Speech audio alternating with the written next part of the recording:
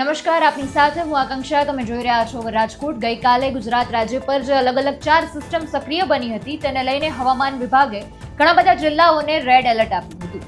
અત્યારે એ જિલ્લાની પરિસ્થિતિ જોઈએ તો સુરત છે, નવસારી છે, આ બધી જ જગ્યાએ રસ્તાઓ બોટમાં ફેરવાઈ ગયા છે. વિગતે ચર્ચા કરવી છે અત્યારે રાજ્યમાં કયા જિલ્લામાં કેટલો વરસાદ પડી રહ્યો છે. સૌથી પહેલા તો રેડ એલર્ટની આખી જે આગાહી હતી તેમાં સવારના 6 થી 12 વાગ્યા સુધીમાં 115 તાલુકામાં સૌથી વધુ સુરતના ઉમરપાડામાં 8 ઇંચ વરસાદ નોંધાયો છે. 5 ઇંચથી વધુ વરસાદથી જળબંબાકારની સ્થિતિ ઊભી થઈ ગઈ છે. નવસારીમાં તો માત્ર 15 મિનિટની અંદર જ એટલો બધો ધોધમાર વરસાદ પડી ગયો હતો કે રસ્તાઓ બેટમાં ફેરવાઈ ગયા હતા અને જેમાં એક દુઃખદ સમાચાર પણ આવ્યા કે કરંટ લાગતા 3 લોકોના મૃત્યુ પણ થયા છે.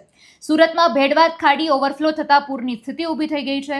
છોટાઉદેપુર જિલ્લામાં નવસારીમાં અશ્વિન નદીમાં ફસાયેલા એક યુવકનું અને તિલકવાડામાં પૂર વચ્ચે ઝાડ પરથી યુવકનું રેસ્ક્યુ કરાયું હતું. વડોદરા, ભરૂચમાં પણ અત્યારે ભારે વરસાદથી પાણી ભરાઈ ગયા છે. તો અમદાવાદમાં રેડ એલર્ટ તો હતું પણ તેની વચ્ચે કાળો તડકો જોવા મળી રહ્યો છે. નાઉકાસ્ટ મુજબ બપોરના 1 વાગ્યાથી 4 વાગ્યા સુધી સુરત, તાપી, ડાંગ, નવસારી, વલસાડ, ભાવનગર, આણંદ, ખેડા, ભરૂચ, અરવલ્લી અને નર્મદામાં હજુ પણ રેડ એલર્ટ આપવામાં આવ્યું છે.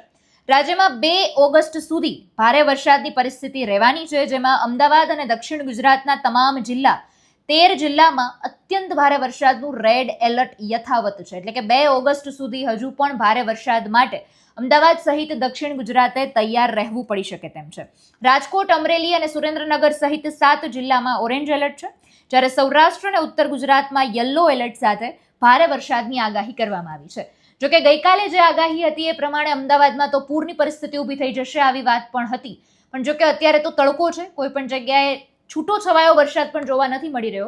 રેડ એલર્ટ હજુ 2 ઓગસ્ટ સુધી રહેવાનું છે અને રાજકોટમાં પણ ઓરેન્જ એલર્ટ આપવામાં આવ્યું છે. તમે કયા વિસ્તારમાં છો, કયા જિલ્લામાં છો અને ત્યાં કેટલો વરસાદ છે જરૂરથી અમને કમેન્ટ્સમાં જણાવજો. ફરી મળીશું હવામાન વિભાગની અપડેટ અને વરસાદના સમાચાર સાથે.